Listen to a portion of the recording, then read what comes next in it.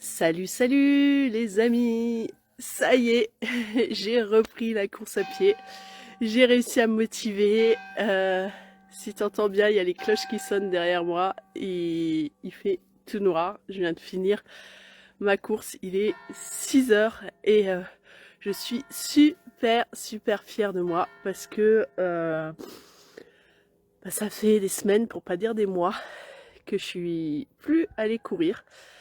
J'en avais envie, mais je me trouvais des excuses tous les jours où je me disais la veille, oui, demain tu vas aller courir, ou dans la journée, oui, il faudrait que tu reprennes la course à pied.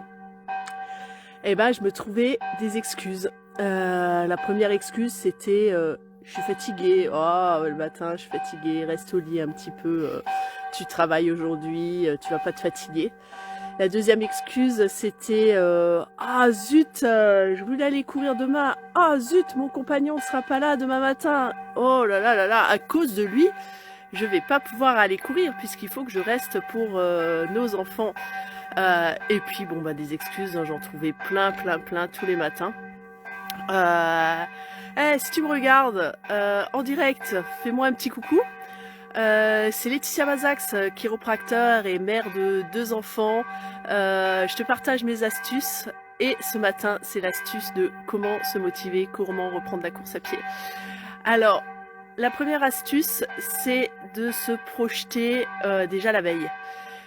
Comment est-ce qu'on peut faciliter cette projection la veille? En préparant ses affaires. Donc hier soir, j'ai préparé mes petites affaires. Pour que ce soit encore plus facile de préparer ses affaires, j'ai une petite astuce pour toi. Je pourrais te montrer dans les détails comment je plie mon linge, comment j'ai plié mon linge de sport. Donc ce que j'ai fait, c'est que j'ai pris un t-shirt, j'ai pris un short, j'ai pris une paire de chaussettes et je les plie ensemble pour la ranger dans l'endroit où je mets mes affaires de sport. Ce qui fait que par rapport à avant, quand je préparais mes affaires la veille, il fallait que je cherche le t-shirt, que je cherche le short, que je cherche la paire de chaussettes, que je cherche, etc. Et ça demandait de l'effort. Donc pour réussir à faire quelque chose, il faut, certes, les choses demandent de l'effort, mais si tu es capable d'éliminer un certain nombre de facteurs qui te demandent de l'effort, ça t'auras moins d'excuses pour faire les choses. Donc ça, c'est ce que j'ai fait hier soir.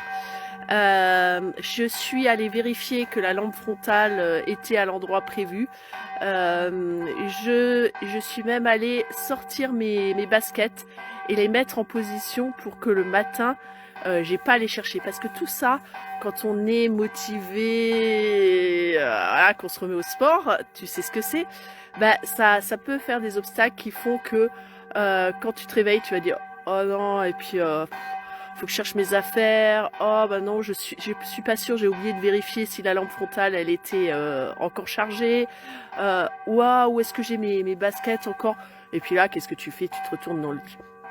Donc bien sûr, je dois t'avouer que j'avais l'intention de sauter du lit pour aller courir, mais je dois t'avouer que ça n'a pas été le cas.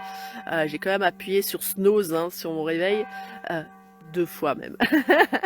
Donc j'ai mis plus de 20 minutes à me lever par rapport à l'heure prévue, mais j'y suis allée. Quand je suis sortie, mon corps était encore un peu fatigué, il n'était pas réveillé. Il fait un peu plus frais, il fait pas un froid de canard, hein, mais il fait une douzaine de degrés.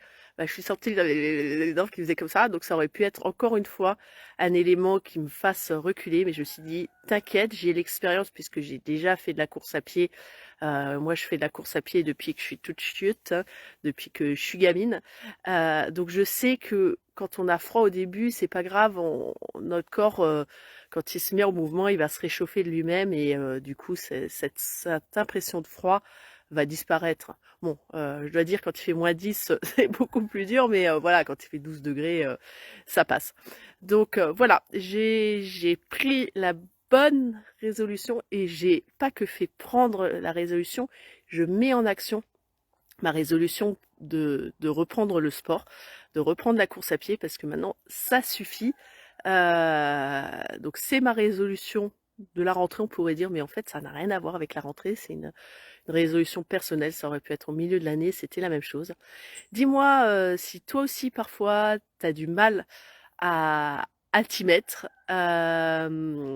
Dis-moi ce que tu fais pour mettre en application tes résolutions. Est-ce que tu as pris des résolutions pour cette rentrée scolaire?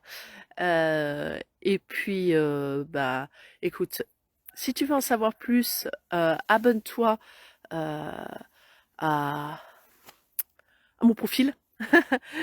Sinon, tu peux rejoindre également ma page Facebook Elfie par Laetitia Mazax, où je te partage, c'est une page qui est destinée aux, aux femmes qui sont mamans et qui sont professionnelles de la santé, du soin, et qui ont envie de développer, d'équilibrer leur vie sur ces deux domaines.